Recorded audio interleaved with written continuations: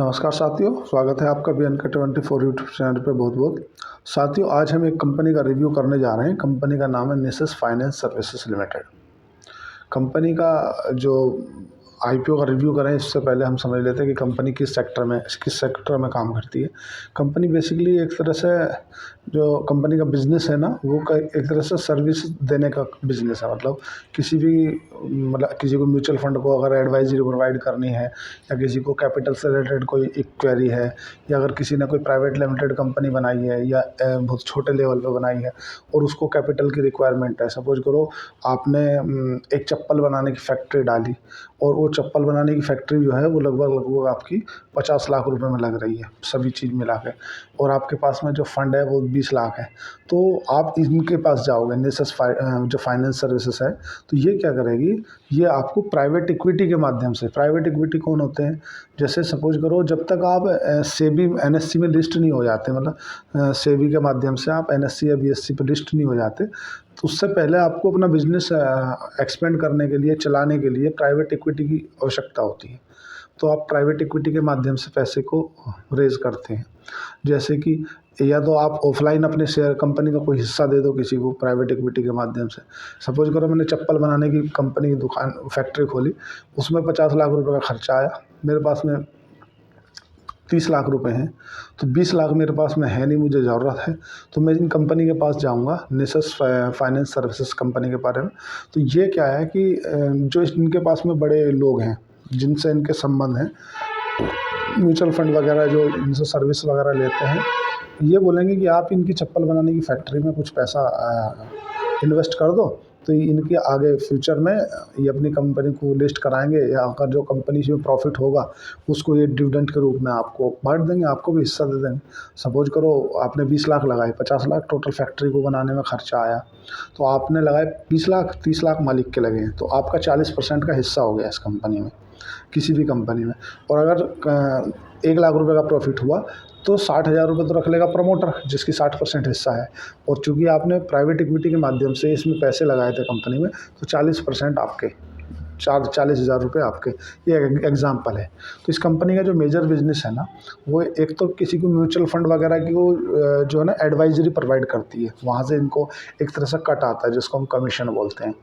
और एक क्या है कि अगर किसी को कोई बिजनेस स्टेबल करना है और वो अभी छोटे लेवल पे है ना, और उसको प्राइवेट इक्विटी की आवश्यकता है, तो वो इनके पास जाता है कि भाई मेरा ये बिजनेस मॉडल है, मैं इसको अच्छे लेवल पे ले जाना चाहता हूँ, तो आप मेरे को इसमें कुछ पैसे की आवश्यकता है, और मतलब 1 करोड़ की आवश्यकता है या 50 लाख की, डिपेंड करता है कि वो किस बिज़नेस में जा रहा है, उस बिज़नेस में आगे फ्यूचर में ग्रोथ के चांसेस क्या हैं। तो उसके हिसाब से ये उसको प्राइवेट इक्विटी के माध्यम से फंड रेज कराती है। कंपनी का जो मेजर बिजनेस है ना, वो किसी को भी फंड इक्विटी से रिलेटेड, मतलब कैपिटल से रिलेटेड अगर प्रॉब्लम आती है ना, तो उसको सोल्व करने का इसका काम है।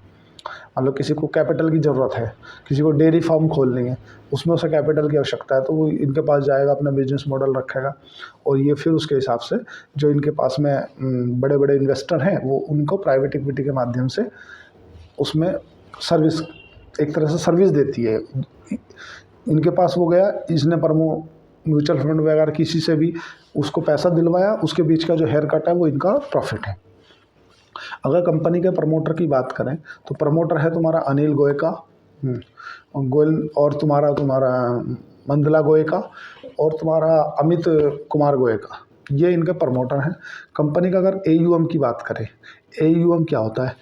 एनुअल, जिस फंड को आप मैनेज कर रहे हो उसको बोलते हैं AUM। इनका 1,000 करोड़ का AUM है अभी वर्तमान की स्थिति में। कंपनी 2013 में इनकॉर्पोरेट हुई थी। कंपनी को 11 साल का अनुभव है, प्रमोटर भी 11 साल पुराना अनुभव रखते हैं। अब हम जानते हैं कि कंपनी का कितने करोड़ का इशू है। तो कंपनी क्या है, 114 करोड़ 24 लाख रुपए का इशू ला के IPO के जरिए पैसा जुटाना चाहती है, जिसमें से जो फ्रेश इशू है वो 101 करोड़ 62 लाख रुपए का फ्रेश इशू है, और 13 करोड़ रुपए ऑफर फॉर सेल के जरिए कंपनी जुटाना चाहती है। अगर हम इसमें कोटा की बात करें, ऑल ओवर कोटा क्या है, तो जो क्वालिफाइड इंस्टीट्यूशनल बायर होते हैं, जो बड़े होते हैं, उनके लिए 50% कोटा जो है वो रिजर्व रखा गया है। और जो NII होते हैं, नॉन इंस्टीट्यूशनल इन्वेस्टर, उनके लिए 15% कोटा रिजर्व रखा गया है, और जो रिटेल इन्वेस्टर होते हैं उनके लिए 35% कोटा रिजर्व रखा गया है। कंपनी BSE सेगमेंट में लिस्ट होगी, NSE मतलब BSE पे लिस्ट होगी, बॉम्बे स्टॉक एक्सचेंज पे, और SME सेक्टर की कंपनी है। अब अगर कंपनी के IPO की बात करें तो कंपनी का जो IPO है वो 4 दिसंबर को ओपन होगा और 6 दिसंबर को क्लोज होगा। अगर अलॉटमेंट की बात करें तो कंपनी का IPO का 9 दिसंबर को अलॉटमेंट होगा, और जिसको शेयर मिल जाएंगे, मतलब किसी का IPO लग जाएगा, उसके 10 दिसंबर में उसके डीमेट अकाउंट में शेयर क्रेडिट कर दिए जाएंगे। अगर किसी को IPO नहीं लगेगा तो 10 दिसंबर को ही उसके अकाउंट में रिफ़ंड कर दिया जाएगा। और कंपनी जो है कि 11 दिसंबर में IPO की लिस्टिंग है, BSE पे होगी लिस्टिंग। इसका जो रजिस्ट्रार है, जिस रजिस्ट्रार पे जाके चेक करना है ना, वो स्काईलाइन करके एक रजिस्ट्रार है, उस पर जाके चेक करना है। अब कंपनी का थोड़ा सा बिजनेस मॉडल तो हम समझ लिया, कितने का IPO साइज है ये समझ लिया, प्रमोटर समझ लिया हमने।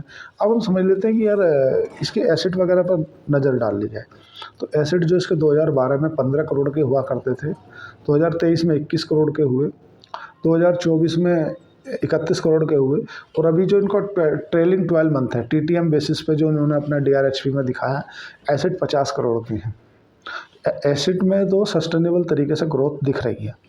अगर हम रेवेन्यू की बात करें तो 2022 में 5 करोड़ का रेवेन्यू था, 2023 में 8 करोड़ का रेवेन्यू हुआ, 2024 में 11 करोड़ का रेवेन्यू हुआ, और अगर TTM बेसिस पे देखा जाए ट्रेलिंग 12 मंथ पे, तो अभी 30 करोड़ रुपए का रेवेन्यू दिख रहा है। अगर हम इनके प्रॉफिट पर नज़र डालें तो प्रॉफिट क्या है इनका, 2022 में 70 लाख का प्रॉफिट था, 2023 में लगभग डबल हुआ, 1 करोड़ 30 लाख हो गया, 2024 में 3 करोड़ हुआ, मतलब उसका डबल मान लो आप। और 2024 में अगर ट्रेलिंग 12 मंथ की बात करें, जो इन्होंने अभी तक का डाटा दिया है, उसमें 16 करोड़ 33 लाख रुपए का 16 करोड़ का प्रॉफिट ये दिखा रहे हैं। अब थोड़ा सा ROE और ROC के बारे में नज़र डाल लेते हैं। तो कंपनी का जो ROE है वो 38% का है, जो बहुत ही अच्छा माना जाता है। कंपनी का अगर ROCE की बात करें, रिटर्न ऑन कैपिटल एम्प्लॉयड की, तो वो 24% का है। अगर कंपनी के पैट मार्जिन की बात करें तो कंपनी का 27% का मार्जिन है, जो कि ठीक है। अगर कंपनी का EPS की बात करें, अर्निंग प्रति शेयर जो इसका 1.64 का है, थोड़ा सा कम है। अब कंपनी को जानते हैं कि यार ये ऑब्जेक्ट क्या है, इनका पर्पज़ क्या है, ये IPO के जरिए जो पैसा जुटाएंगे उस पैसे का करेंगे क्या। तो बेसिकली क्या है, इनको जो एडिशनल अपनी कुछ गवर्नमेंट के माध्यम से इनको परमिशन वगैरह लेनी पड़ती हैं, तो उस परमिशन के लिए इनको पैसे की आवश्यकता पड़ रही है। तो इस पैसे का जो यूज करेंगे ना, ये गवर्नमेंट से कुछ अपने लिए कुछ अलग से स्पेशल परमिशन होती हैं, उसके लिए यूज करना चाहते हैं इस पैसे का। दूसरा क्या है कि गांधीनगर में इनकी एक कुछ इंफ्रास्ट्रक्चर से रिलेटेड एक आर्किटेक्ट पूरे जीरो से ही बनाना चाहते हैं अपना तरह से, ताकि अपना लेवल स्टेबल किया जाए। कंपनी को ठीक ठाक ही माना जाएगा। अगर ऑल ओवर कंपनी के बारे में बात करें तो क्या कंपनी, देखो एक तरह से कमीशन बेस्ड कंपनी है। कंपनी का जो IPO है ना, वो किसी को सर्विस प्रोवाइड करते हैं, उस सर्विस से जो इनको पैसा मिलता है कमीशन के आधार पर, वो इनका होता है। अभी विवेक तिवारी का क्वेश्चन आ रहा था कि C2C इंफ्रासिस्टम कंपनियों की लिस्टिंग को पोस्टपोन क्यों कर दिया गया। ठीक है, मैं बात करूँगा। तो देखो, अगर कंपनी के बारे में नेगेटिव बात करें ना, तो पॉजिटिव दोनों ही चीज़ समझ लेते हैं। मैं इसके बारे में भी करूँगा, C2C के बारे में। तिवारी जी आप 2 मिनट रहिए। तो क्या है कि कंपनी एक तरह से सर्विस प्रोवाइड करती है, तो ROE तो बढ़िया है, ग्रोथ अच्छी है, ये थोड़ा पॉजिटिव है। कंपनी की अगर नेगेटिविटी की बात करें, कंपनी में नेगेटिव क्या है, तो नेगेटिव क्या है कि कंपनी की जो ग्रोथ है ना, वो फ्लैक्चुएट बहुत कर रही है। कंपनी का प्रॉफिट बहुत फ्लैक्चुएट कर रहा है, तो उसमें कहीं ना कहीं शंका पैदा होती है कि यार ऐसा कैसे कि तुम 3 करोड़ से अब 17 करोड़, मतलब 16 करोड़ 88 लाख का प्रॉफिट। तो थोड़ा सा और SME सेक्टर में IPO का रिव्यू जरूर करता हूँ, पर थोड़ा सा देख सोच समझ के ही करें जो भी करना। IPO में लगाना है या नहीं लगाना है, ये आपका अपना डिसीजन होगा। मैं तो कंपनी के बारे में जो जर्नली बातें हैं वो आपसे शेयर कर रहा हूँ, वो बता रहा हूँ। अब बात करें C2C इंफ्रासिस्टम, जो अभी SME सेक्टर का एक IPO था, वो लगभग 100 गुना सब्सक्राइब हुआ था, 100 टाइम्स सब्सक्राइब हुआ था। और उसमें क्या है कि अभी उसकी लिस्टिंग को पोस्टपोन कर दिया गया है। वो सेबी ने कहा है कि अगर आपको पैसे की आवश्यकता है और आपने इसमें लगा दिया है, आप इसको विड्रॉल भी कर सकते हो। अब बात करें क्या इसमें हुआ क्या इसमें कि एक इन्वेस्टर ने इनकी बैलेंस शीट को लेकर के सेबी में पुनः विचार याचिका दाखिल की और बोला कि हमें ऐसा लग रहा है कि इनकी जो बैलेंस शीट है ना उसमें झोल झाल है। अब पहले तो बात ये निकल के आती है कि सेबी इनको परमिशन देता कैसे है। भाई आप बताइए, सेबी को ये सब चीज़ें पहले देखनी चाहिए। पर अभी वर्तमान में जो सेबी की तरफ से सर्कुलर आया है कि आप अपनी इंडिपेंडेंट ऑडिट कराइए और उस ऑडिट को एनएससी में और सेबी में जमा कराइए। उसके बाद हम आपको परमिशन देंगे कि इसको आपको लिस्ट कराना है या इसको पोस्टपोन करना है। तो ऑल ओवर अगर आप में से किसी ने उस C2C इन्फो सिस्टम में IPO में लगाया है तो आप अपनी विड्रॉल भी कर सकते हैं एप्लीकेशन। मतलब अगर मैंने तो नहीं लगाया, क्योंकि मैं SME सेक्टर की जो जितने भी IPO होते हैं उनमें मैं थोड़ा सा अवॉइड ही करता हूँ, क्योंकि जब तक आपको पूरा खुल के नहीं बता दिया जाए जब तक थोड़ा सा ठीक नहीं लगता मुझे तो। पर आपको अगर आपने लगाया है और आप चिंतित हैं कि यार हमारा पैसा फंस गया है, क्या करें, तो मेरी आपसे ऐसी राय है कि आप अपना पैसा विड्रॉल कर लें, या तो आप उसमें बने रहना चाहते हैं तो बना रहना चाह सकते हैं।